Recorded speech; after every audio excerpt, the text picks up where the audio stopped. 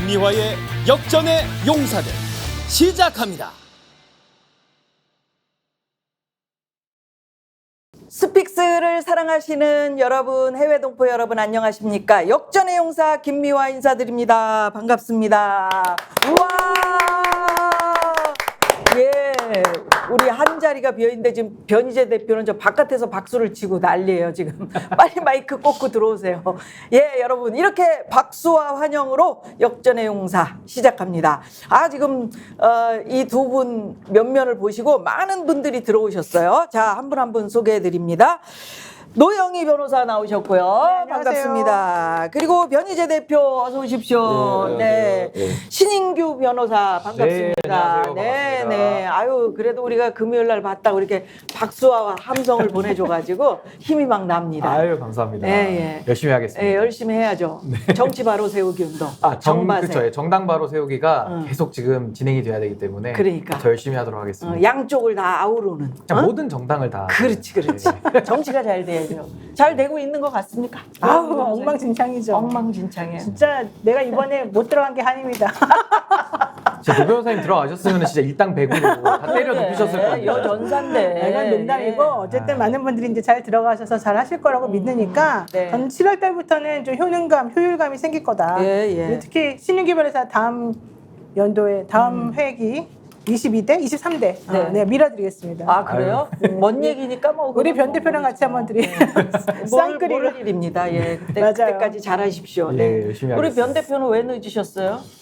아니 제가 택시를 타고 오는데 맨날 이 저런 내비 시간하고 지난번에도 많이 그랬잖아요. 예, 한 5분 10분 차이. 내가 많이 들어본 그 핑계예요. 똑같았어요.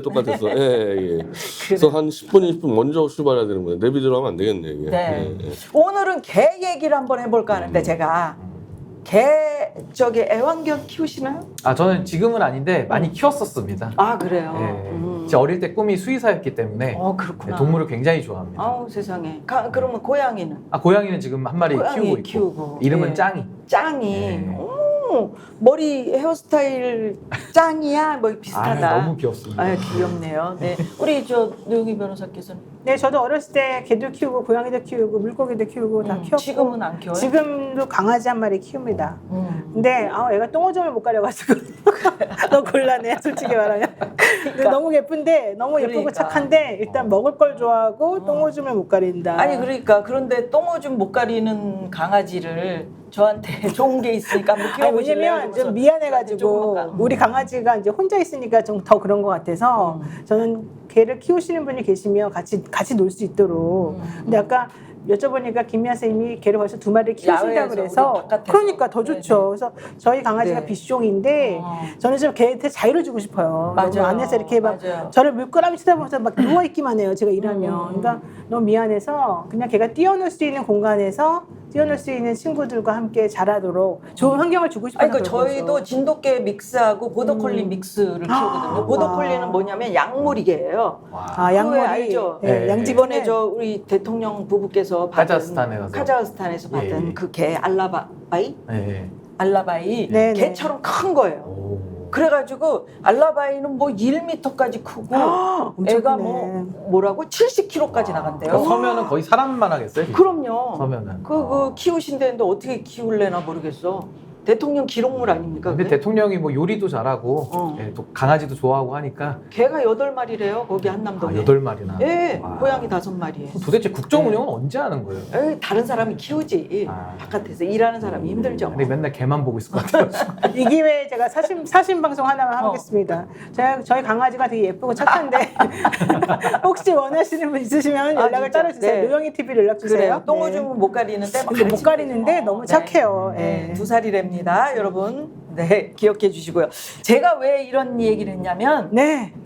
자, 요즘에 그 애완견 얘기가 시끄럽잖아요. 예, 이재명 대표가 검찰을 향해서 애완견 얘기하면서 지금 뭐 난리예요. 난리죠. 그래서 어떤 얘기를 했는지 여러분 아시겠지만 다시 한번 또 저희가 한번 보고 얘기를 나누도록 하겠습니다. 예, 좀 보여주세요.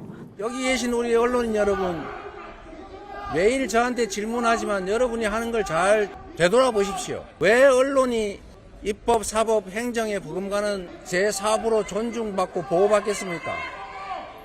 여러분들이 진실을 보도하고 국가기관의 권력 남용을 억제하는 그런 순기능을 하기 때문에 헌법과 법률에 의해서 보호하고 여러분들을 존중하는 것입니다. 그런데 여러분들은 진실을 보도하기는커녕 마치 검찰의 애완견처럼 주는 정보 받아서 열심히 왜곡 조작하고 있지 않습니까? 이런 여러분들은 왜 보호받아야 합니까? 네, 이 이제 발언을 놓고 국민의힘에서는 아주 맹비난이 이어지고 있는데, 뭐 희대 망언 독재자 예행 연습이냐, 뭐 언론 겁박, 공갈 협박, 뭐 이런 얘기들이 막 나왔어요. 뭐 어떻게 보세요? 네, 얘기 좀 해주세요. 일단 엄청나게 억울하니까 사실은 저런 말이 나온 것 같아요. 왜냐하면 사실이 아닌 것을 조금만 상식적으로 합리적으로 생각해 보면 다 아실 텐데, 언론에 나오는 기사가 그냥 검찰이 주장하는 걸 그대로 하고 있지 않느냐. 근데 이재명 대표가 특히 이렇게 말하는 이유는 검찰이 주장한 내용을 판사님이 이번에 판결할 때도 거의 그대로 받아줬기 때문에 더 화가 좀 나 있는 거거든요. 근데 실제 이제 옛날 같으면 기자들이라면 본인이 팩트를 취재해서 그 팩트가 정확하게 어떤 식으로 전달되어야 되는지에 대해서 본인들이 막 공부하고 고민하고 이래가지고 많은 분들에게 뉴스로 전달되는 그런 시스템이었잖아요. 네, 네. 근데 요즘에는 팩트 체크부터 그냥 아예 검찰이 주는 걸 그대로 받아가지고 그대로 검찰이 이렇게 말했습니다만 하면은 마치 되는 것처럼 생각을 한다. 이렇게 되면은 언론 본연의 기능이라고 하는 게 사라지는 거 아니냐. 이제 이 얘기를 지금 하고 싶었던 것 같고요. 네. 특히 이화영 부지사의 그 재판 판결 관련해가지고 본인을 그 판결 결과를 엮어가지고 본인을 기소하는 검찰의 행태가 상식적이지가 않다는 것을 좀 강조하고 싶었던 것 같아요. 예컨대 그때 유엔 제재가 얼마나 심했는데 현금을 주겠다고 이화영 부지사가 과연 말하겠는가. 특히 이화영 부지사는 참여정부 때 일했던 사람이고 국회의원도 그때 하면서 북한도 많이 왔다 갔다 하는 사람인데 그 부분을 몰랐을 리가 없다는 거고요. 또 그 판결문에도 그런 얘기가 나와요. 유엔 대북 제재 이런 거 어기면 안 되는데 어떻게 하죠? 이런 식으로 서로 주고받았다는 얘기도 나오거든요. 근데 거기에 대해서 어떤 식으로 회피할 수 있다는 거를 사실은 말한 건 안 나오거든요. 제가 판결문을 다 읽어보니까. 그렇다면 검찰에서 마치 유엔 대북 제재 같은 거 전혀 없다는 듯이 얘기해가지고 올린 것을 그냥 그대로 받아쓰기만 하면 이화영은 그렇게 바보같이, 여기 그렇게 나오거든요. 바보같이 그냥 그 사람들이 해달라는 대로 다 해줄 사람이냐. 10월 달에 가서 약속하고 11월 달에 돈 안 준다고 북한이 얘기하는 것을 고스란히 듣고 있을 사람이냐. 또 북한이 바보냐. 10월 달에 약속했다고 해서 11월 달에 곧바로 돈이 올 거라고 생각하겠느냐. 그걸 확인하기 위해서는 북한에다 물어봐야 되죠. 그 당사자인 김영철과 김성애에게.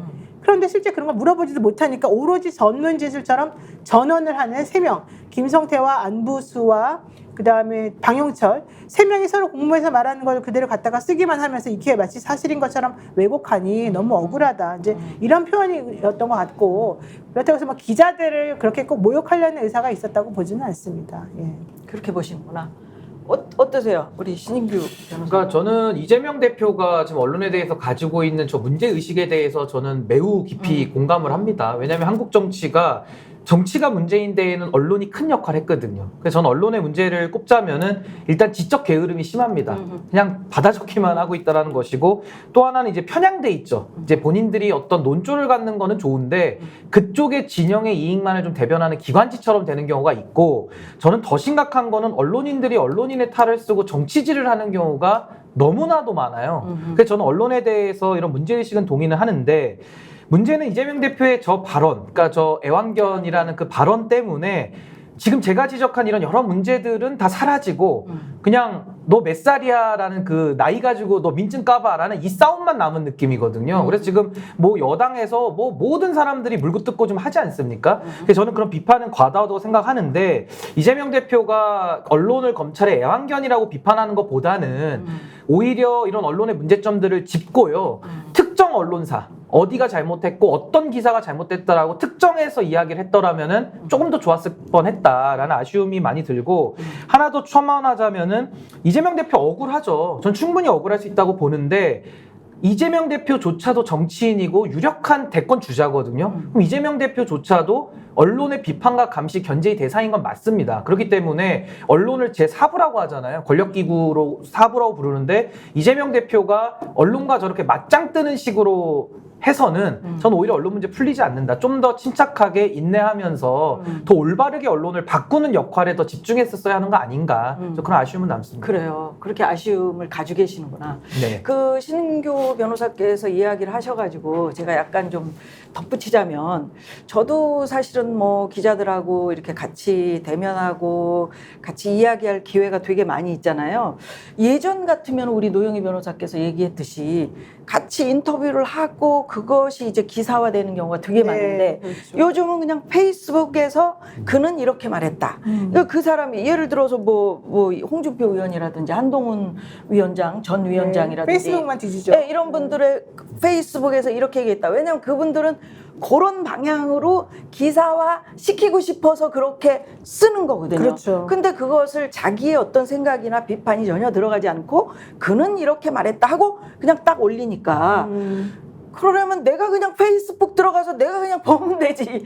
왜 기사인가 이게 이렇게 생각되는 저도 경우도 좀만 되게 첨언드리면은 지금 언론의 문제가 속보 경쟁, 단독 경쟁만 하고 있고요. 그리고 어그로성 있지 않습니까? 낚시성 기사 이걸로 이제 코인 장사하는 거죠. 그 클릭을 많아요. 통해서 제목이 막 그렇죠. 낚시성, 자극적이고 예, 피싱 기사를 하는 거. 근데 결국에는 한마디로 요약하면은 언론의 사명, 본질, 권력이 여든 야든 언론은 언론 역할을 해야 되거든요. 검찰은 검찰 역할을 하고 법원은 법원 역할을 하는 게 맞는데 지금은 그 탈을 쓰고 정치질을 한다. 그래서 저는 이제 기자 정신이 사라진 이런 언론에 대해서는 이재명 대표의 그 취지를 저는 많은 분들이 공감하실 거라고 저 생각은 합니다. 이런 얘기가 있습니다. 이현주님이 하신 말씀인데요. 네.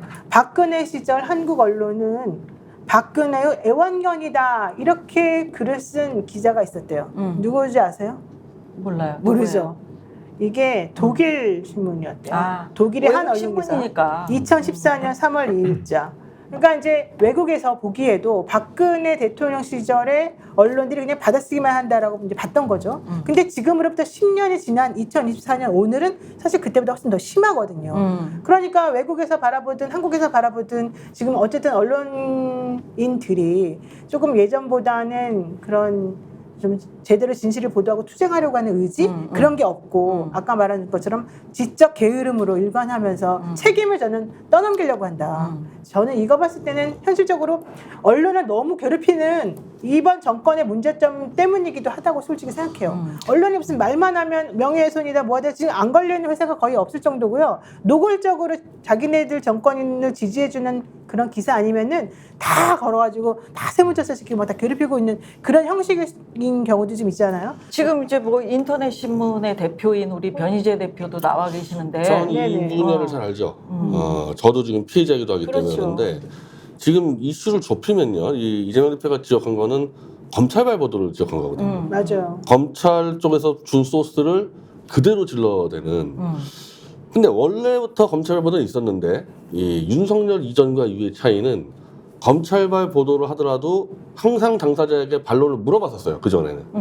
그러니까 박근혜 때 같은 경우만 하더라도 뭐 그 전에 따지면 이명박이 뭐고 검찰발 보도 들어올 때 그래. 반드시 물어봤어요. 기억나요. 왜 그러냐면 내가 네. 뒤에 잘하냐면은 좀 붙였잖아. 제가 여러 번 기소당했잖아요. 그렇죠. 그럼 검찰발 기소 보도가 나갈 때 반드시 저한테 물어봤다니까요. 그럼 나는 이거에서 내가 정당하게 싸우겠다가 나가는데 제가 2주 전에 기소당했단 말이에요. 네. WPC 계약서 위조 문제. 위조가 하여튼 뭐 확정됐습니다. 제 기준에는. 기소가 잘못됐는데 아무도 저한테 전화 안 했어요.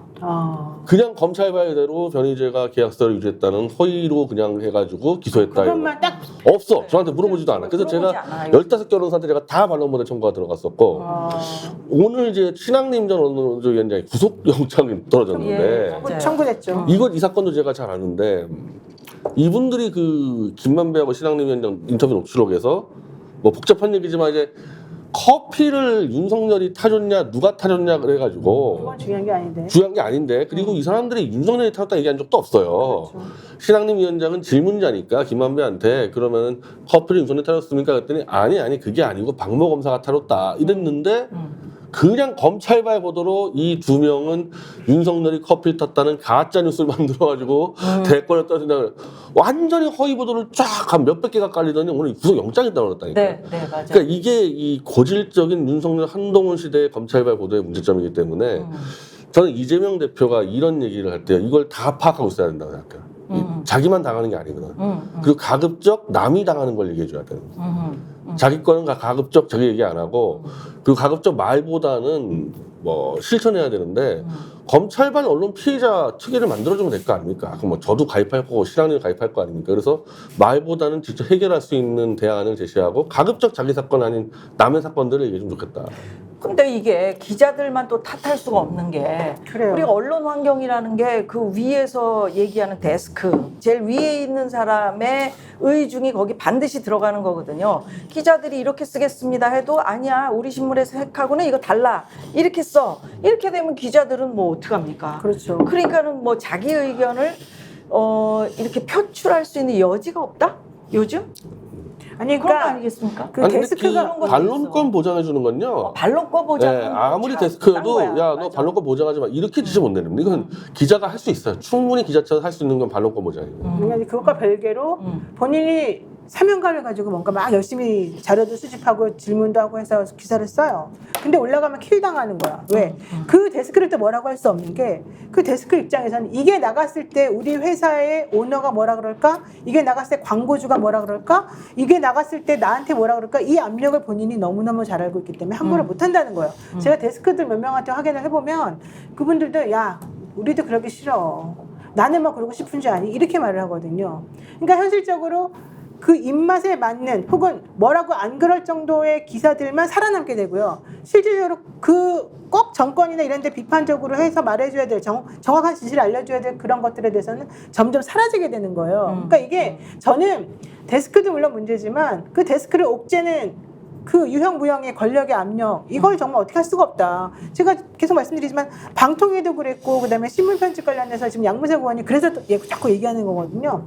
이번 정권처럼 그렇게 명예훼손을 가지고서 기자들을 들들 볶는 데가 없어요. 다 고소고발. 다 고소고발 당했어요. 뭐 JTBC, MBC, 뭐 뉴스타파, 뉴스버스 안 당한 데가 없어요. 그렇기 때문에 사실 그들도 스스로 자기 검열을 자기도 모르게 할 수밖에 없는 구조가 됐거든요. 그러니까 제일 중요한 건 팩트 체크를 하는 게 맞겠지만 팩트 체크를 해서 뭔가를 하려고 하더라도 막 힘으로 눌러버리는 이 현실을 사실은 좀 빨리 타파해줘야 된다는 거죠. 그래서 저는 이제 언론 문제에 있어서는 뭐 검찰도 마찬가지고 법조 판사들도 마찬가지인데 이런 독립성과 중립성이 고도로 요구받는 이제 권력 감시 기구들 있잖아요. 네, 언론이 네, 대표적인데 저는 그 언론을 장악하려고 했던 권력들도 문제지만은 거기에 장악당한 기자들이 문제라고 저는 생각을 해요. 그러니까 기자 정신을 가지고 장악하려는 그 권력이 있으면 맞서 싸워야 되는데 그런 게 없다라는 게 저는 언론 스스로도 이 문제를 초래한 게 전 맞다고 보고 또 하나는 요즘에 기성 언론들 레거시 미디어들 중에서 목숨 걸고 싸우는 데가 없어요. 오히려 유튜브에서 더 진실에 다가가려는 그러니까 법적 제도적 보장 장치는 없고 더 열악한데 오히려 유튜브 안에서 더 진실에 다가가려는 노력들을 지금 많이 하고 있거든요. 그래서 맞아요. 저도 요즘에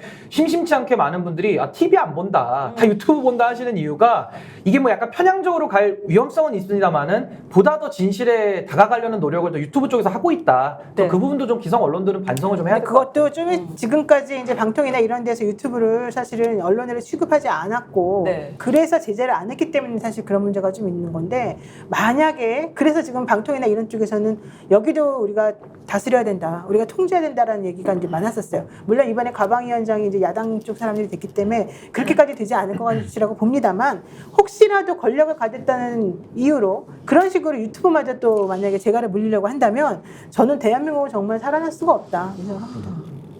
그 언론이 국민들 머릿속을 지휘를 하는 거예요. 네 맞아요. 오케스트라처럼. 진짜예요. 지휘를 하잖아요. 그러니까는 언론에서 무엇이 나오면 이게 사실이고 진실일 거야라고 국민들은 믿고 있는데 사실은 사실이고 진실이 아닌 경우도 굉장히 많이 그렇죠. 있거든요. 그런 의미에서 우리 신 변호사가 얘기하신 유튜브 진짜 우리 여기 스픽스 같은 이런 정치 시사하는 유튜브가 잘 돼야 된다고 저는 생각을 해요. 그래서 지금 90몇만이지만 100만 만들면 여러분들의 목소리가 스피커가 돼서 이제 나가는 거예요. 그게 힘이거든요. 그래서 많이 응원해 주시기를 또 중간에 그런 마음이 드네요. 근데 이게 참 어떻게 보면은 언론의 뭐 나는 프렌들리해라고 주장했던 프레스 프렌들리 이명박 대통령도 그랬고 그다음에 윤석열 대통령도 그런 거 아닙니까? 초반에 약속은 그렇게 했죠. 예, 안 지켜서 약속은 문제지. 그렇게 했잖아요. 안 지켜서 뭐 문제지. 프레스 뭐 그러니까 다방을 도어 스태핑이 이제 그 일환이었죠. 도어 스태핑. 그래. 그죠? 안 하잖아요 지금. 그러니까 말만 그렇게 달콤하게 하고, 그러니까 자기에게 친한 언론만 프렌들리한 거 아니냐라는 비판을 지금 받고 있는 거잖아요. 근데 그거는 이제 윤석열 대통령의 특수성이 뭐냐면은 이제 특수부 검찰 출신이잖아요. 검사들은 자기들이 언론사를 취사 선택해서 수사 정보를 흘리는 식으로 많이 했었기 때문에 아마 윤석열 대통령 그 특수부 검사 DNA가 아직도 좀 남아 있어서 그런 거 아닌가라는 생각이 듭니다. 아유, 그래요. 그 비행기 기내에서 이 자기 친한 언론 기자들만 딱 불러가지고 하는 그래. 거는 어떤 전직 대통령도 없었던 일이죠. 그래요. 아주 이 과도할 정도, 과도할 정도. 과도해. 그때가 CBS하고 채널A. 채널A하고 네. 두 언론사였어요. 아니, 국민들이 다 보고 있는데 그게 공적인 일이잖아요. 그건 이제 기자들에게 사실상 줄 세우는 느낌을 주는 거거든요. 너희들도 똑바로 충성스러운 기사 쓰면 내가 불러줄게. 뭐 이런 메시지가 기자들은 그런 거 나와요. 항의를 못 하나? 기자 정신. 원래는 항의를 해야 되는데 없어졌어요 그런 거. 그때 MBC 못 갔잖아요. 그 당시에 막 못 갔잖아요. 뭐 네네. 난리 나가지고. 날리면 바이든 날리면. 예, 그러니까 그런 걸 생각해 보면은 우리 조용히 해야 되겠다. 그 당시에 예를 들어서 MBC가 그때 탄압받고 비행기도 못 타고 그럴 때 다른 언론사들의 했던 행동을 한번 생각해 보세요. 지금 생각해 보면 우리는 이렇게 엉터리 같은 걸 가지고 탄압을 받네. 당연히 다른 기자들이 오늘 이재명 대표가 얘기한 걸 가지고서 뭐 세계 언론인 현업 단체가 공동 성명 냈다는데 이런 식으로 저는 뭔가 즉각적 반응과 뭔가 이 자기 그 언론인들을 도와줄 수 있을 만한 어떤 행동이 좀 나올 줄 알았었거든 그 당시. 그때 신문에서 저거 방송하면서 그 얘기 했었잖아요. 우리 변 대표도 마찬가지였고. 그런데 아무도 도와주지 사실 않았었어요. 다 침묵한 거예요. 그러니까 서로 간에 그런 식으로 그냥 점점 익숙해지고 길들여지는 거예요. 그런 걸 생각해 본다면 언론인들 여러분들께서 물론 힘든 건 알고 있지만 참 한탄스럽고 안타깝다 이런 얘기를 안 할 수가 근데 없어요. 아까 그 변 대표님 말씀대로 이거 이제 줄 세우기라고 표현하셨는데 윤 대통령 그 줄 세우기 습성이 기자들한테만 나타나는 게 아니고 당에서도 줄 세우잖아요. 그렇죠. 그러면서 결국에는 전체 국민들을 반으로 딱 두 동강 내서 이제 동료 시민, 이제 한동훈 위원장의 용어를 빌리자면, 그러니까 우리 편만 안고 가겠다라는 그 습성 자체가 이제 기자들한테까지도 이렇게 나가는 거죠. 우리 쪽 언론, 우리를 대적하는 언론, 이 구별하는 거거든요. 그것도 굉장히 치졸한 거죠. 편도 우리 편이라고 생각했다가 조금만 배신할 것 같으면 바로 버려버리고 그러니까 뭐 A급 검사 나가, B급 검사 나가, C급 검사만 있다라고 평론하는 분들이 그렇게까지 얘기하시잖아요. 아니 근데 윤석열 대통령의 우리 편의 기준은 그거예요. 뭐예요? 자신의 범죄를, 그러니까 명품백 수수, 뇌물 뭐 이런 거 있잖아요. 이걸 보도 안 해주거나 이게 뭐 대통령 기록물이거나 선물이거나 뭐 이런 식으로 정당해 준 사람들만 자기 편이라고 인정을 해주기 때문에 참 상당히 좀 유치하다라는 생각이 좀 듭니다. 유치하죠. 아까 우리 김만배 신앙님 구속영장 9개월 네. 만에 이제 그 영장이 청구가 된 건데 그거 그때 처음에 어떻게 됐었던 거더라요? 그게? 그게 그러니까 2022년 3월 10일인가가 아마 대통령 선거 그때 있었던 때잖아요. 네. 그러니까는 그 전에 3월 5일인가에 기사가 하나가 나는 거예요. 김만배 씨하고 신앙림 씨가 이제 내놓은 기사였는데 그 당시 얘기가 실질적으로 윤석열 대통령이 조호영이라고 하는 부산저축은행 브로커를 그 사건이 자기에게 배당이 됐는데 그거를 이제 뭉개고 봐줬다. 그 사람은 이제 무혐의로 풀어줬다. 이런 얘기를 서로 하면서 뭐 그런 것을 근거한 내용으로 와서 뭐 커피를 타줬네 안 타줬는지 아까 그런 얘기가 이제 나왔던 거거든요.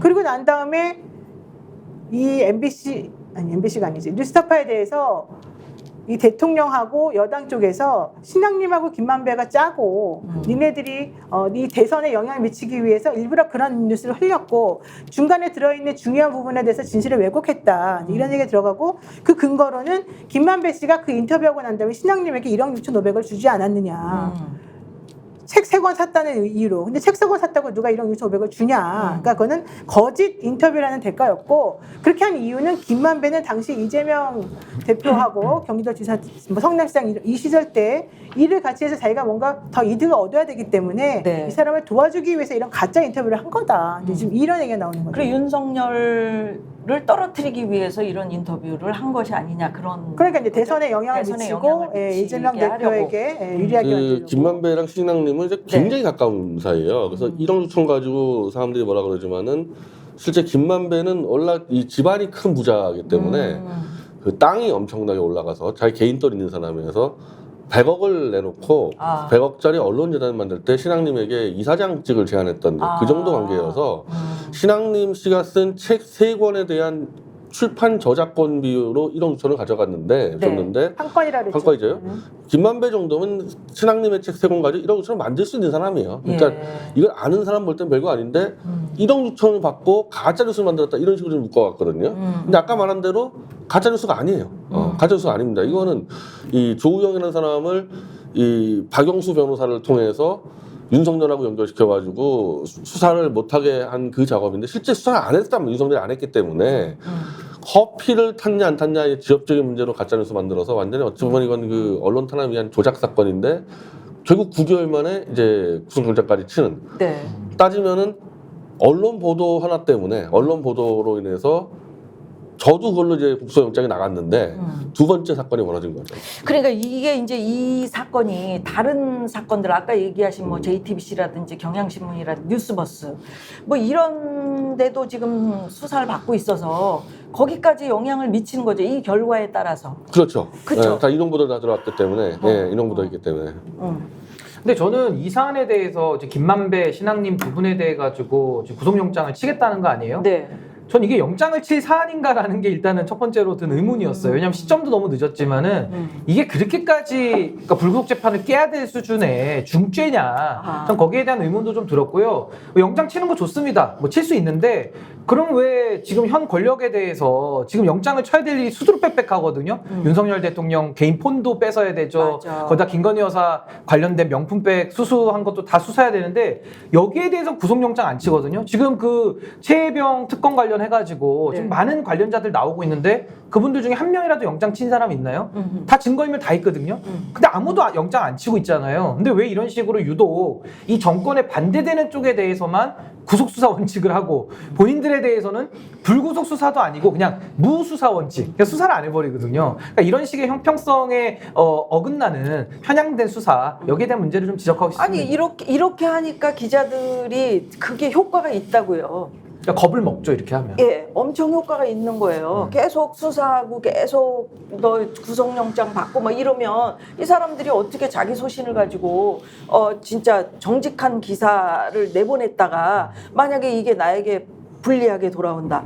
어떻게 기사를 쓰겠어요? 그리고 이것도 이제 이 검찰발 보도의 이 결국에는 부작용이에요. 거의 최근 한 달 동안 검찰에서 이걸 엄청 올렸습니다. 이 사람들이 가짜 뉴스를 공모하고 이거를 그냥 그대로 막 받아서 계속 나오니까 이제 그거에 대해서 자신감 갖고 영장을 친 거죠. 만약에 언론사에서 크로스 체크를 해가지고 그거 아니다, 가짜 뉴스 아니고 이런 거가 같이 반론이 같이 나와줬으면요 이렇게 영장 못 쳤을 겁니다. 근데 이게 지금 사건이 시작된 지 9개월, 그러니까 조사를 시작한 지 9개월 만에 갑자기 벌어진 일이거든요. 네. 근데 현실적으로 이제 검찰 관계자가 이렇게 말했대요. 영장을 청구한 이유에 대해서 범행이 매우 중하고 수사 과정에서 피의자들이 지속적으로 증거를 인멸하기 때문에 구속수사 필요성이 있다는 겁니다. 아니 9개월 있다가 구속하겠다 그러면서 구속수사라고 하는 거는 신속하게 증거를 확보할 필요성이 있을 때 하는 거지 9개월 동안 바깥 다 내놨다가 이제 와서 갑자기 이걸 해야 된다는 건 사실 상식적이지가 않아요. 네. 더 이상 증거 인멸할 게 뭐가 있겠어요. 예컨대 증거를 정말 인멸했다 하더라도 그러니까 현실적으로 말이 안 되는 거고 또 범행이 매우 중하다 그랬잖아요. 범행은 기본적으로는 원래는 명예훼손부터 시작이 되었던 거예요. 네, 맞아요. 그런데 이제 그걸 파다가 신앙님이라는 사람이 알고 봤더니 다른 사람들에게도 뭐 책을 세 권씩 주면서 얼마씩 받는 사람이더라. 이제 이게 요점이에요, 사실은. 그렇게 따져보면 그것이 정말로 지금 우리가 막 계속 특검이 된다고 난리치는 그런 사건들하고 비교해봤을 때 매우 중요한 그 사건으로 정말 들어갈 수 있겠느냐. 9개월 동안에 어떤 증거를 인멸했길래 과연 이런 일 벌어지고 있느냐. 그리고 김만배 씨는 정말 징글징글할 것 같아요. 그러게. 솔직히 말해가지고. 더군다나 여기 영장 범죄 혐의에 공갈을 집어넣었던데 신앙님 위원장. 공갈 넣었어요. 아니 신앙님 위원장하고 김만배하고 그 출판 거래했는데 왜 공갈죄는 왜 들어갑니까?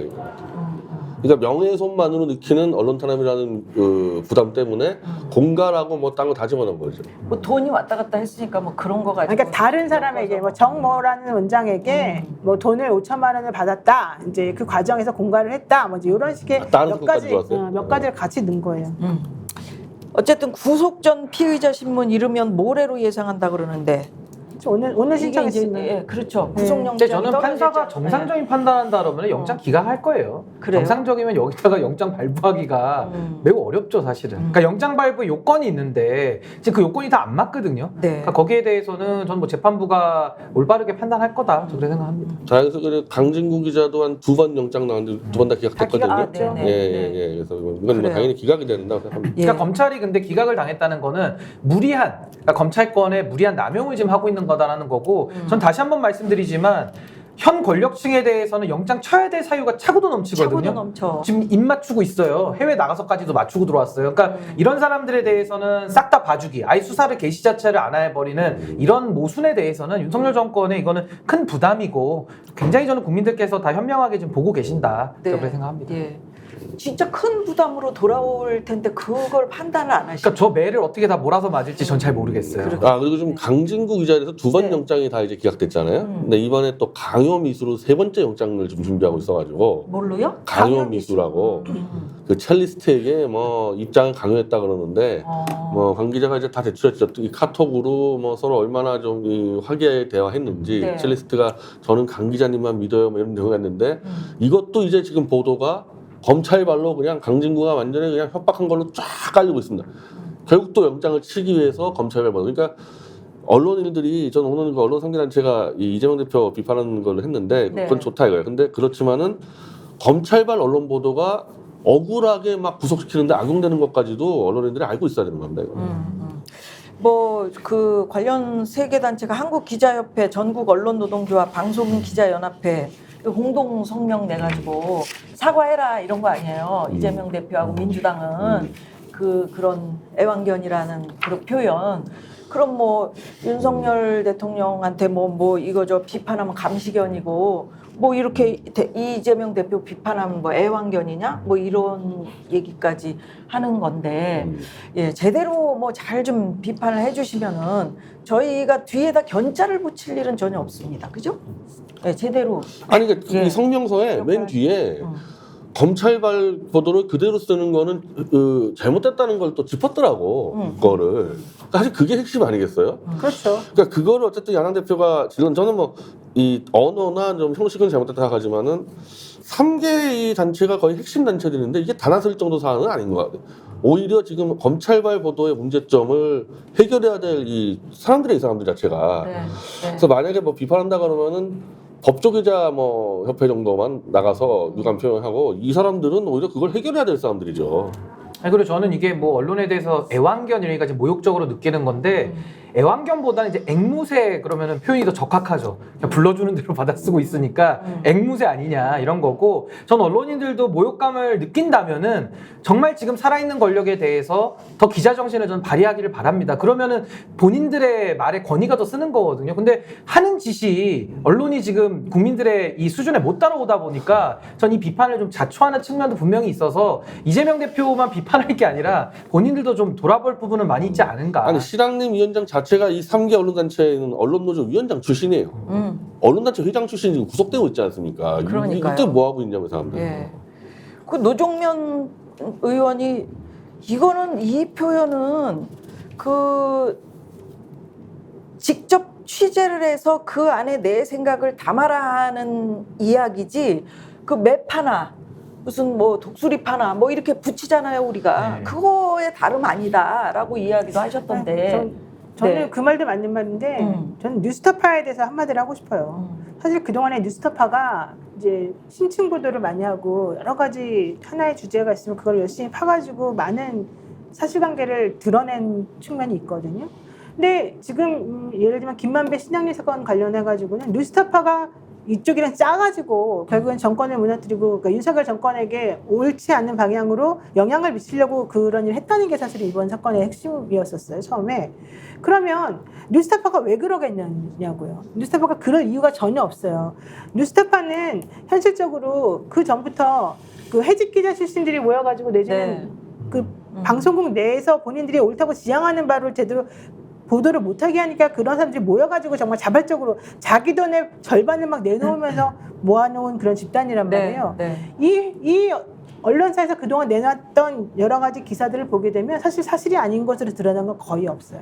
이게 소송까지 가게 되면 거의 다 이겼단 말이죠. 그런데 뉴스타파의 기사는 전부 다 지금 다 막 엄청나게 매의 눈을 보고 하고서 다 잘못되었다 내지는 뭔가 조작이다라는 식으로 지금 계속해서 이 정부나 여당이 공격을 가하고 있어요. 네. 생각해 보세요. 만약에 신앙님이라고 하는 사람이 개인적으로 이제 그랬다고 그러면 그거는 뭐 개인적으로 누군가에게 뭔가 좀 더 좋은 마음을 혹은 누군가에게 더 나쁜 마음을 가지고 개인적으로 갖고 있을 수 있어요. 하지만 이 뉴스타파라고 하는 회사가 그럴 일이 전혀 아니거든요. 그러면 실질적으로 누구를 공격하거나 여당이나 야당에서 그러니까 여당이나 정부가 뭐라고 하려고 하더라도 그 매체가 왜 그런 일을 하겠는가를 먼저 좀 생각을 해보면 괜히 갖다 덮어씌우고 이런 일은 사실 없어져야 되는 거죠.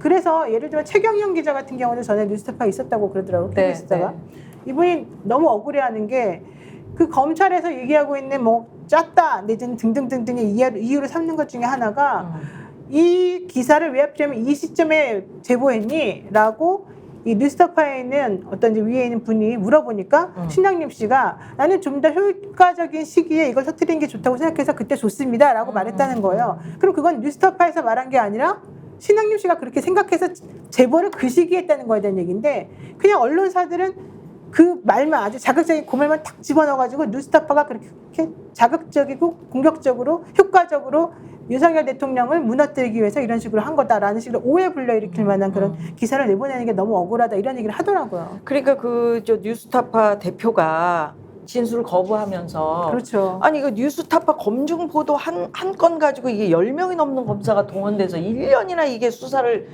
그 가까이 할 거냐.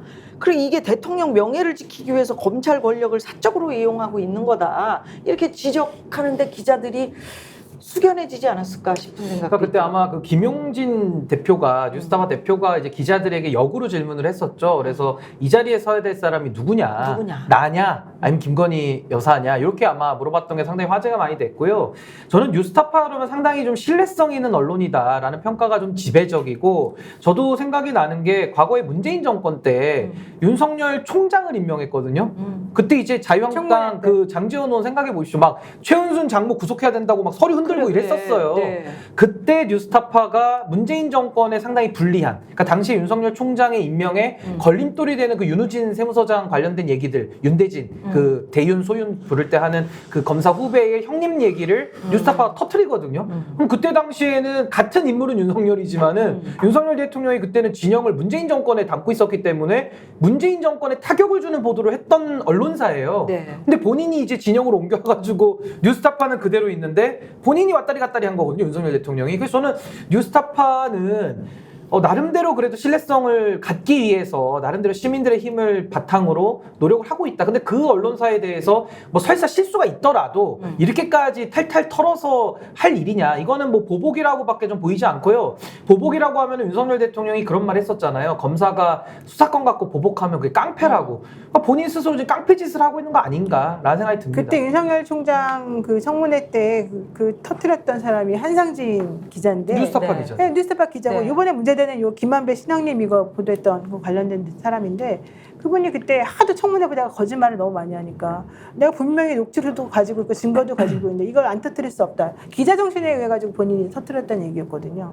그런 걸 생각해 본다면 지금 실제 뉴스타파를 그런 식으로 옥죄고 탄압하고 이런 것을 다른 기자들이 보면서 아 우리 저렇게 하지 말아야지 저게 옳은 행동이라도 저렇게 하면 이렇게 탄압받는구나 그럼. 이런 거를 학습하게 될까 봐 사실 그게 제일 걱정인 학습하고 거죠. 있죠 이미. 그렇습니다. 그러니까 이런 결과가 계속 나오고 있는 거예요. 맞아요. 그래서 사람이 제일 무서워. 맞아요. 그러니까 사람을 믿고 나도 주변에서 이렇게 같이 막 친하게 지냈는데 뒤통수 어느 날, 때리고 보면 뒤통수를 탁 때리네. 뒤통수만 때리면 괜찮게 다리를 걸어가지고 막 엎어뜨리고 넘어뜨리고. 막 난리잖아요. 사람 속은 알 수가 없어요. 사람 속을 몰라. 근데 그런 거 사람에 충성하지 않는다 그러더니 네. 뭐 명언은 많이 남겼는데 그 명언이 지금 윤석열 대통령의 뒤통수를 때리고 있죠. 지금. 아, 윤석열은 자승자박이지. 사람에 충성하는 스타일입니다. 전형적으로. 네. 누구한테 충성해 지금? 박영수라는 그 자기 보스에게 충성했죠. 아니 근데 박영수 특검도 지금 뒤통수 맞고 본인은 말대로 네, 하지만 쓰러졌어요. 윤석열 지금 자체는 쓰러졌어. 충성한다 생각하고 있고 김건희에게 충성하죠. 천공에게 충성하죠. 그래. 저는 문재인한테도 충성하고 있다고 보는 겁니다. 네. 아 그래요? 항상 충성해요. 자기 키워준 사람들한테는. 키워준 사람은 네, 그 그래서 그거 하나 가지고 여기까지 온 거예요. 음모론 결국은. 아니에요? 거기에 대해서는 좀 거기에 대해서 얘기들이 있습니다. 얘기들이 말들이 있으니까. 있습니다. 네네. 그 저분은 저분의 생각이고요. 저희는 저희의 생각이 있습니다. 분명하게 여러분 말씀드리고요. 아 근데 이제 사람에 충성하지 않는다. 그 얘기는 이제 거짓으로 드러난 거는 거짓이에요. 팩트죠. 그치, 그건 확실하죠. 그건 거짓인 건 팩트야. 맞죠. 맞아. 내가 보기엔 사람에 충성하지 않는다기보다도 그냥 자기 자신의 이익과 관련된 가오에 충성하는 게 아닌가 이런 생각 좀 해봤습니다. 또 자기 밑에 있는 검사들, 밑에 있는 애들도 이 충성한 애들은 다 끌어올리고 있어요. 네. 그 윤석열 사단을 네, 만들고 옛날에 완전히 사람 관계로 독재 하는 사람. 하나회 하듯이. 근데 사단은 윤석열 옛날부터 사단을 있었어. 만든 거죠. 그 검찰에 오래 몸담았잖아요. 그분이 초창기부터 자기 사단을 너무 많이 만들어가지고, 네. 근데 그 당시에 그게 소수였죠. 그래서 다른 사람들이 사실은 윤석열 대통령에 대해서 안 좋은 평가들을 많이 했었죠.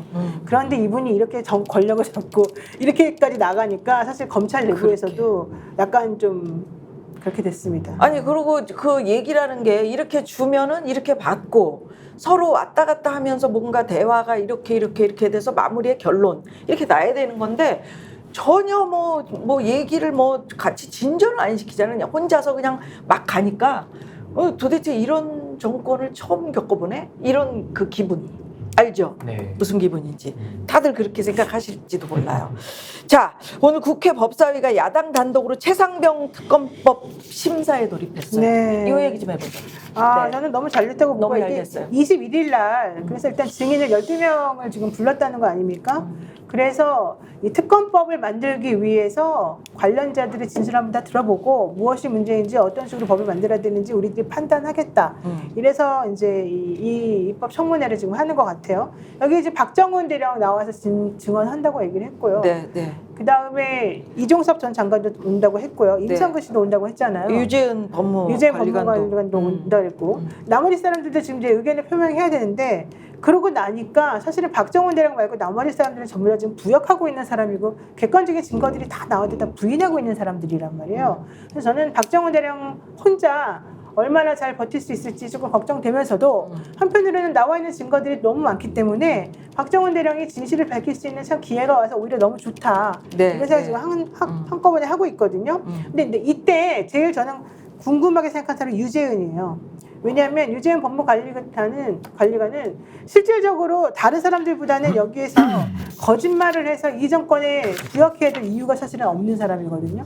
그래서 처음에는 아니라고 얘기했다가 이시원 그 비서관하고 나는 통화에 대해서도 처음에는 뭐 제가 보기에는 거짓말입니다만 사실은 아닐지 몰라도 뭐 관련된 정책에 대해서 논의하기 위해서 통화했다 이렇게 얘기를 했잖아요. 하지만 그렇지 않고 정말 많은 전화가 오고 간 게 확인이 되었고 그런 게 다 확인이 되고 객관적으로 나오니까 이제 그때부터는 모르세 나는 기억이 안 납니다. 이걸 일관하고 있단 말이죠. 그런데 이 사람은 여러분들이 생각하는 것보다는 그래도 객관적이고 합리적으로 뭔가 사리 분별을 하는 사람이다라고 하는 평가가 되게 많아요.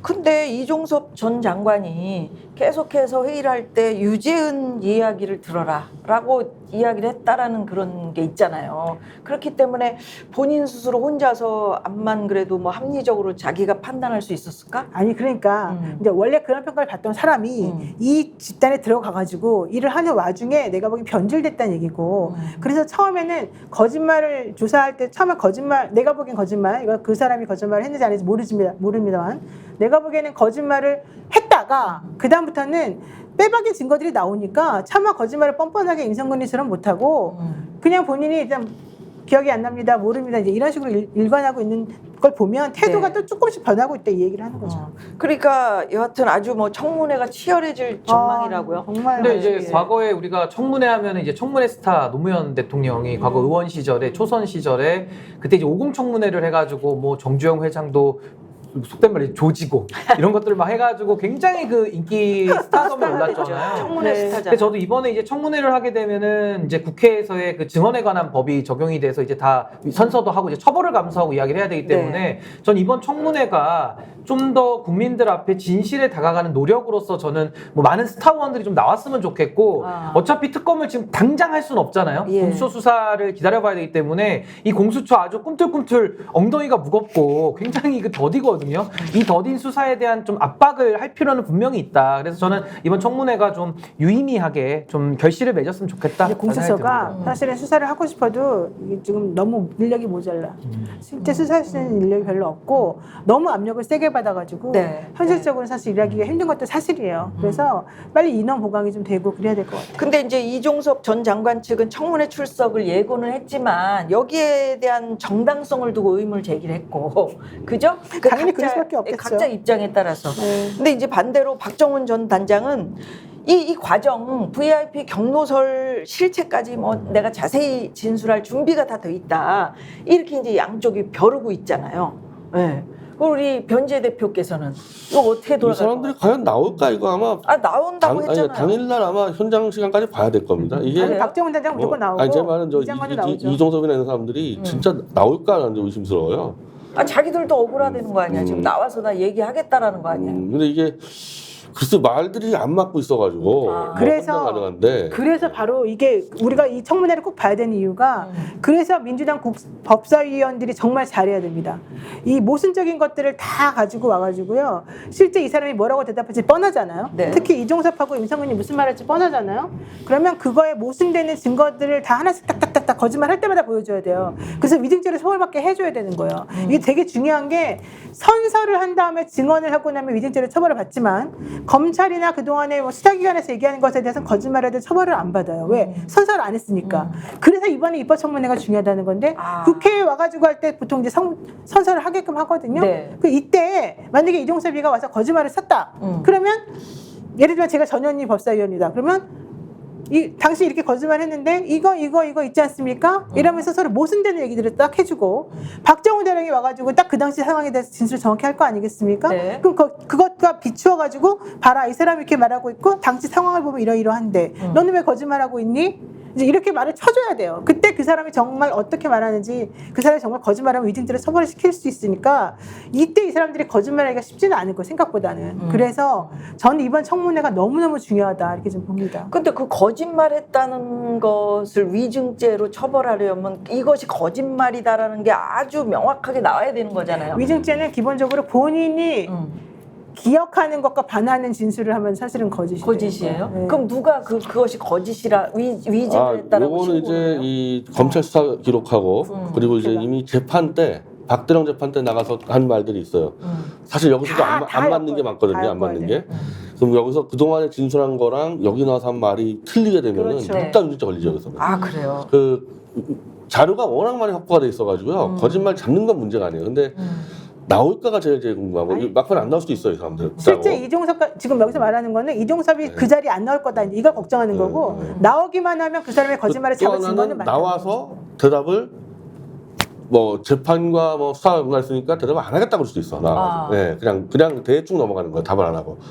이 거짓말하면 처벌할 수 있는데 나 지금 수사 중이어서 이거는 답변 못 하겠다. 이러는 거는 어쩔 수가 없거든요. 이렇게 가서 질문 10개 중에 9개로 넘어갈 수가 있죠. 그러니까 앵무새처럼 그 말만 네. 반복할 네. 가능성이 네. 있고요. 그거 앵무새. 네, 근데 저는 그래도 민주당이 좀 전략을 잘 세울 필요가 있다는 거고, 저는 또 하나 좀 부탁드리고 싶은 거는 너무 이렇게 윽박지르면서 화 안 냈으면 좋겠어요. 그러니까 목소리 크다고 이기는 게 아니고 무슨 시장 도떼기처럼 되는데 그 듣는 사람들은 잘 안 와닿거든요. 좀 냉철하게 그리고 차분하게 상대방을, 우리 뭐 법정에서도 증인신문할 때 뭐 목소리 크게 한다고 이기는 건 아니거든요. 그러니까 듣는 관객들, 그러니까 국민들 앞에서 하는 거기 때문에 국민들이 다 판단할 능력을 갖고 보니까 그럼요. 저는 그 신뢰를 가지고 좀 냉철하게 좀 이렇게 증인들을 아주 그냥 코너에 잘 몰아가는 이런 실력을 좀 보여줬으면 좋겠다. 그래서 법사위원장이 정청래 위원장이 하는 그 지휘, 이 청문회 지휘가 매우 중요하고요. 네. 법사위원들이 실력이 좋아야 됩니다. 우리가 변호사들이 재판할 때 증인신문하면 진짜 피곤하거든요. 네. 왜냐하면 주신문이라고 하는 걸 상대방한테 받아가지고 내가 반대 신문을 하게 되면 나는 상대방이 뭐라고 대답할지 예상해가지고 거기에 대한 반대되는 신문을 먼저 만들어서 물어봐요. 그러면 원래 신문하려고 했던 사람은 법정에서 즉석에서 저 사람이 뭐라고 대답하는 걸 듣고 그것이 모순이라는 걸 옛날 질문하고 연결해가지고 또 탁탁 쳐줘야 돼요. 그거 진짜 머리가 빨리빨리 들어가야 되고 정말 제대로 해야 말도 잘해야 되거든요. 돼. 말도 잘하는 것도 중요하지만 논리적 모순인지 아닌지를 머릿속으로 즉각적으로 계산해줘야 돼요. 근데 이번에 법사위원들이 바로 그런 일을 정말 잘해줘야 됩니다. 그래서 변호사 출신 법사위원들이나 이런 거 하는 사람들은 제가 봤을 때 이번에 아주 빛을 발할 수가 있을 것 같고 네, 네. 그다음에 더 중요한 게 이제 박정훈 대령이나 이종섭 전 장관이나 임성근처럼 이미 본인의 말들이 많이 나와 있는 사람들의 것을 가지고서 예상 문제를 잘 뽑아야 돼요. 그래서 그런 것들을 얼마나 잘하는 애가 실력이고 이번에 그런 실력을 제대로 보여주기만 하면 저는 이번 입법청문회가 매우 중요한 네. 도움을 창구가 될 수 있다 이렇게 생각합니다. 국정조사도 이르면은 뭐 이번 주에 추진하기로 했다면서요? 그렇죠. 그렇죠. 이제 뭐 청문회는 청문회대로 하면서 국회가 할 수 있는 이제 모든 권한을 걸 다 하니까. 하겠다라는 의지고 결국에는 국회에서 할 수 있는 건 한계가 있어요. 결국에는 맞아요. 특검을 환기시켜서 특검으로 가는 이제 하나의 징검다리가 되지 않을까라는 생각이 듭니다. 아, 요거는 또 이제 우리 변희재 대표가 맹활약을 해야 되는 시간이 왔네요. 활약이 아니라 이 너무 제가 이제 이 억울한 상황이어서 이 하소연할 데가 없어서 제가 하소연을 할까요? 하세요. 네. 최순실의 태블릿이 딸 정유라 씨의 채권자에게 넘어갔다. 이런 네. 소식을 입수했다고요? 채권자가 저한테 전화했으면 전화를 전화 와서 했어요? 10억을 내놓으라고 10억을 주면 태블릿 주겠다고 이런 사태가 아, 변희재 벌어졌는데 씨한테 10억이 어디 있어? 그 채권자가 잘못 채권자가 집었는데. 누구예요 도대체? 그 정유라하고 뭐 오랜 지인인데 네. 야금야금 정유라가 돈을 빌려가서 8억을 자기한테만 8억을 빌려갖고 웬일이야? 자기 주위에서 10억을 빌려서 18억을 빌렸는데 네.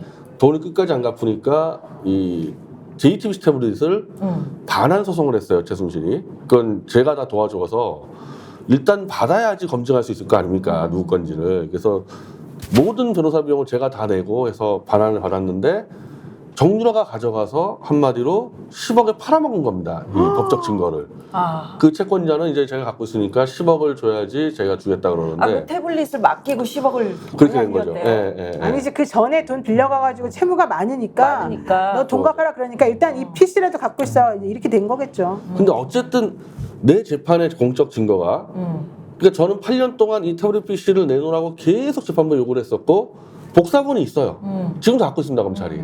제가 지난 재판 때도 그건 내놓으라고 그랬는데 검찰이 주겠다는 거를 재판부가 가로막고 주지 마라 이런 사태가 벌어졌는데 당연히 피고가 방어권을 해서 가질 수 있는 증거를 검찰과 법원이 8년 동안 안 주다 보니까 아. 이게 암시장에서 이제 10억을 거래해서 나보고 10억을 아. 내는 거죠. 그렇지. 변희재 대표 입장에서 안 제 하지. 입장에서는 솔직히 10억이라도 주고 가져오고 싶죠.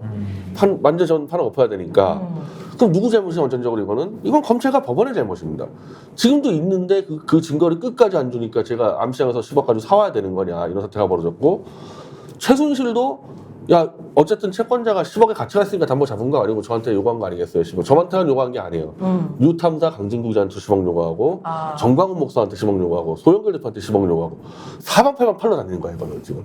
아. 그러면은 제 개인적 증거이기도 하지만 JTBC 태블릿이 얼마나 큰 사건이었습니까? 다 알잖아요. 이게 지금 증거물이 암시장에서 10억으로 거래되는 게 말이 되는 얘기입니까 이게? 지금이라도 받아서 줘야죠. 저 하나 최순자 다시 줘가지고 검증할 수 있도록 해야 될 거 아닙니까 이거는. 이런 상황이 돼버렸습니다 진짜. 그렇군요. 그 태블릿 PC 조작서라고 관련해서 변 대표 뭐 명예훼손 기소했던 이게 아까 그거예요. 매체. 제가 말씀드린 그건데 15개 언론사가 네. 검찰의 말만 듣고 변희재가 계약서 위조라는 허위사실을 유포해서 기소당했다고 딱 쓰니까 그 기사를 보는 사람은 야 그래도 검찰이 뭐 어느 정도는 뭐 맞는 말 했겠지 이러고 보면은 그냥 저는 이미 범죄자가 돼 있는 겁니다. 이 사람 보면. 무슨 계약서를 어떻게 위조했는지. 태블릿 신규 계약서 건데 JTBC 이 태블릿 BC의 계약서에 이 김한수라는 이 청와대 박근혜 비서관이 실질적으로 돈을 납부한 내용이 있어요. 근데 이걸 없애버리고 이제 새롭게 위조해버려요. 왜냐하면 돈 납부한 사람이 그 소유자 아니겠어요? 그러니까 이거를 그냥 없애버리고 위조해서 새 계약서 만들었는데 제가 이걸 지적을 하고 계속해서 이제 문제제기할 때 뭐 아무런 뭐 SKT나 뭐 답변 못하다가 결국 검찰이 이제 기소를 해버렸는데 기소함과 동시에 저는 범죄자가 돼 있고 그래서 제가 아까 말씀드린 대로 반론 보도 청구를 다 해가지고 지금 계속 반론 보도를 받고 있는 거고 어쨌든 재판이 시작될 거 아닙니까? 그러면 네. 이 사건은 계약서가 위조됐냐 안 됐냐만 따지면 됩니다. 이거 뭐 간단한 문제입니다. 이 문제에서는 그냥 다른 반론이 없어요. 계약서가 위조됐냐 안 됐냐만 따지면 되는데 저는 위조된 증거를 갖고 있으니까 요 사건을 국민청구 재판을 해야 되겠다. 국민참여 재판으로. 그래서 그렇게 좀 준비를 하고 있습니다. 그 국민참여재판을 누가 하는 거예요? 변희재 대표가 하겠다 그러면 제가 신청을 해주면 이제 재판부에서 판단해가지고 네. 네, 안 받아줄 거예요. 근데 이제 안 받아주기 그게 문제죠. 그게 문제죠. 안 나도 받아주기. 옛날에 할 때 네. 국민참여재판을 했으면 우리는 민사니까. 우리 민사는 아닌가요? 민사는 아니고 형사인데. 형사에서. 왜냐면은 아니 이게 계약서는 우리가 다 써보잖아요. 스마트폰 계약서는. 그러니까 일반 국민들도 잘 아는 사건이에요. 이거는. 이런 걸 국민참여 재판해야 되는 겁니다. 예를 들면 막 전문적인 재판은 할 수가 없잖아요. 근데 국민들이 다 아는 내용이기 때문에 20명 배심원 들어오면 20명 전체가 유죄됐다고 판단할 거라고 자신하는데 그러니까 안 해주겠죠. 그러니까 안 해주겠죠. 이번에 정유라 씨가 뭐 피를 토하는 사진을 막 올리면서 막 뭐야? 후원금 돈이 막 없다고. 요청하고 그랬다면서요? 그때 그게 뭐- 흑백 사진으로 네, 올렸대요. 도저히 뭐 저서 이해가 안 되는 게 어쨌든 그러면은 지인한테 8억을 빌렸다 칩시다. 그 8억이 뭐 작은 돈입니까? 저기 그리고 흑백 사진으로 올렸더라고요. 그리고 이거 작년에 가로세로 연구소 출연해가지고요 하루 만에 후원금 7억 모아줬어요. 아 그래요? 예, 나 가세연에서. 가로세로 싫어하는데 가로사를 싫어요? 얘기하세요. 네, 그러니까 그러면은 일단 산술적으로 그 7억에다가 8억 아닙니까? 그럼 15억이잖아요. 애 3명 키운다고 해도 2년 만에 10억을 다 씁니까? 어떻게 이거 그래 놓고 어떻게 또 있냐? 이 태블릿 PC를 가지고 자기가 포렌식을 한다고 또 후원금을 또 모아서 그것 하여튼 제 입장에서는 이렇게 돈을 해먹고 보면 태블릿 PC는 다 어디 팔아먹고 제 돌아버리면. 근데 후원금을 요청하면 후원금을 줘요? 그거는 불법 아니는 거예요? 불법은 아니겠죠. 요청해가지고 들어오는 거는. 그건 불법은 써도요? 아닌데 문제는 정유라는 이제 안산 출마 선언했었거든요. 아 그랬지. 네, 그건 이제 그래서 이제 연결돼가지고 안민석 이제- 안산 아니고 안민석. 오산. 오산이에요, 네. 오산. 그 뒤로 뭔 거는 불법이 될 수 있는데 뭐 그냥 넘어간 그러니까 것 돈을 같고. 보내주긴 보내줘 이렇게 막 자기 형편 어렵다고 그러면? 그러니까 뭐 나름대로 열심히 뭐 태블릿 PC를 검증하겠다 이래가지고 다 줬는데 이 태블릿 PC 팔아 먹었잖아요. 이번에는 그렇게 얘기해. 좌파랑 싸울 수 있는 힘을 줘라. 나에게 돈을 달라. 이러던데. 아니 뭐 돈이 있어야 하여튼 돈은 우리한테도 좀 돈 좀 한 쏴주세요. 제가 볼 때 최소한 몇십억, 최소한 3년에 2, 30억을 했는데 아이고. 아니, 아니, 여기 2, 와서 30억 어디 갔냐고 그거는. 여기 슈퍼챗인가 뭔가 그래서 저는 지금 유튜브를 잘 몰라요. 그래서 보니까 뭐 2만 원, 1만 원 이거 주신 게 감사하긴 한데, 아니 정유라 씨는 지금 보니까 저렇게 돈을 그래놓고 거기 또 출연해서 몇 억을 저희가 돈 받았대. 벌려고 마음 먹었으면 좌파로 왔을 거다 그러는데 좌파가 돈이 어디 있습니까? 내가 와보니까 돈 하나도 없던데. 말도 안 되죠. 말도 안 돼. 아이고, 아이고. 예.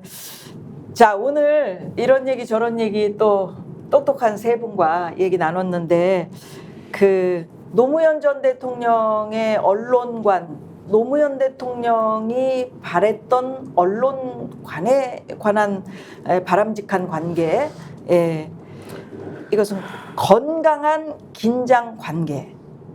이 얘기로 좀 마무리를 하겠습니다. 자, 노 대통령이 자서전에서 이렇게 쓰셨어요. 나는 언론 앞에서 비굴하지 않은 당당한 대통령이고자 했다. 도저히 이길 수 없다는 것을 알고 있었다. 하지만 역사적으로, 정치적으로 의미 있는 싸움이었다. 패배했지만 끝까지 포기하거나 굴복하지 않았다. 포기하거나 굴복하지 않았다. 여러분, 삶이 얼마나 힘듭니까? 절대로 어려워도 포기하지 맙시다. 포기는 어떨 때? 배추 셀 때? 한 포기, 두 포기. 예. 자, 이렇게 용기를 드리면서 역전의 용사들, 오늘 세 분과 함께. 자, 제가 역전에 하면 용사들.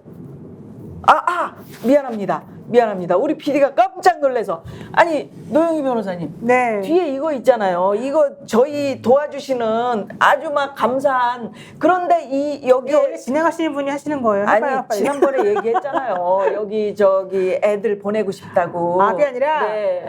명문대 출신 원래 1대1 화상 수업 이런 게 많아요. 되게 네, 많고 그런데 그 중에서 연결을 해보면 정말 제대로 된 선생님이 없는 데가 많아요. 우리 아이들도 이런 식으로 1대1로 화상 인강 같은 거 해주는 선생님을 이제 찾아가지고 네. 한번 받아본 적이 있었었는데 정말 좋은 선생님이 올 때도 있고 좋지 않은 선생님이 올 때도 있어요. 그런데 저희는 그렇게 오래는 안 했습니다. 잠깐씩 했는데 문제는 탑 클래스 온 이유는 확인이 된 곳이다라고 하는 확인된 것이죠. 것. 예, 그래서 저는 애들을 다 키워서 이미 그런데 그러셨구나. 그때 얘기를 듣고 제가 감동받았어요. 아 그렇구나. 네, 그래서 예. 왜냐면 선생님을 환불을 안 받아요. 그냥 대학교 나왔다고 그냥 이력서 주면은 그 사람 막 무조건 풀로 만들어놔가지고 아무나 전화해서 매칭시키는데 이런 시스템이 아니라 실질적으로 어떤 식으로 잘 가르치는지 무엇을 제일 잘 가르치는지 학생의 니즈가 뭔지 이런 것들을 확인해가지고 구체화시키는 그런 네. 곳이거든요. 그러니까 여러분들 탑 클래스 온이에요. 네, 탑 클래스 전화번호, 온리요. 전화번호. 예, 네. 전화번호 서울 02-597-3960 여러분 가위비보다 훨씬 쌉니다. 전화 많이 해주십시오. 예, 네. 사랑해 주십시오. 저희 아이들 다 좋은 데 갔습니다. 자, 오늘 이렇게 서울대 마칩니다. 나오신 여러분 감사합니다. 자, 역전의 용사들 이렇게 끝냅니다. 감사합니다.